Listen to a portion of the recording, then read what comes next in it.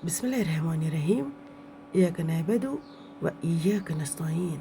रब इश्रह ली सदरी व यस्सिर ली अमरी वहलुल उक़दतन मिन लिसानी यफ़क़हू क़ौली। अबू जहल, अबू सुफियान और अखनस बिन शरीक का दीवार से कान लगाकर कुरान मजीद सुनना।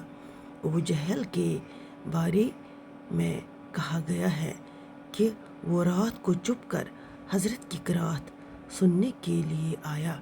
उसी तरह अबू सुफियान इब्न सखर और अखनस बिन शरीक भी एक को दूसरे की खबर न थी। सुबह तक तीनों चुप कर हज़रत से कुरान सुनते रहे।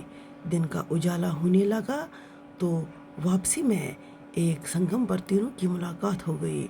हर एक ने दूसरे से कहा कि तुम कैसे आए थे। जब बात खुली तो अब सब ने आपस में ये वादा किया कि हमको कुरान सुनने के लिए नहीं आना चाहिए। कहीं ऐसा न हो कि हमें देखकर कुरैश के नौजवान भी आने लगे और आजमाइश में पड़ जाए। जब दूसरी रात आई तो हर एक ने यही गुमान किया कि दोनों तो नहीं आए होंगे, चलो कुरान सुन ले।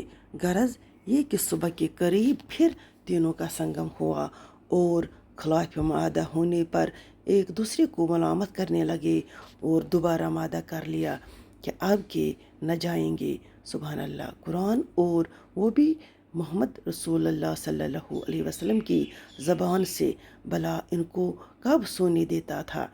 और जब तीसरी रात आई तो फिर तीनों हज़रत की मजलिस में गए। फिर सुबह के वक़्त मादा कर लिया कि आइंदा से तो हरगिज़ नहीं आएंगे।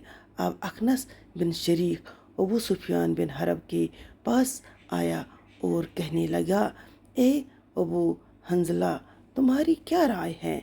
तुमने मोहम्मद सल्लल्लाहु अलैहि वसल्लम से जो कुरान सुना उसके बारे में क्या कहते हो? अबू सुफियान कहने लगा, ए सुलबा, खुदा की कसम, मैंने जो बातें सुनी है उनको खूब पहचानता हूँ और इसका जो मतलब है उसको भी जानता हूँ, लेकिन बैद ऐसी बातें सुनी हैं जिन मकसद और माने न समझ सका। तो अखनस ने कहा, खुदा की कसम, मेरी भी यही हालत है।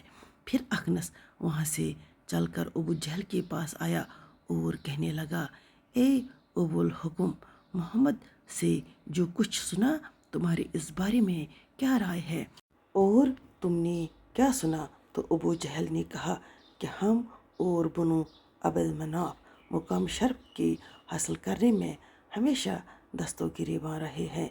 उन्होंने दावतें की तो हमने भी की, उन्होंने खैर सखावत की तो हमने भी की, हत्ता कि हम तो पाँव जोड़े बैठे रहे और वो कहने लगे कि हमारे पास खुदा का एक पैगंबर है, इस पर आसमान से वही उतरती है। तो अब हम ये बात कहाँ से लाए?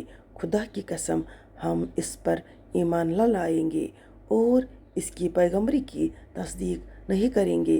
अखनस ये सुनकर चला गया। अफसोस के हक को हक समझकर भी ईमान न लाए और यूं ही झूठी चौधराहट के तहफ़्फ़ुज़ में जहन्नम की आग का सौदा कर बैठे। इनमें अबू सुफियान का इस्लाम साबित है। बाकी वस्सलाम।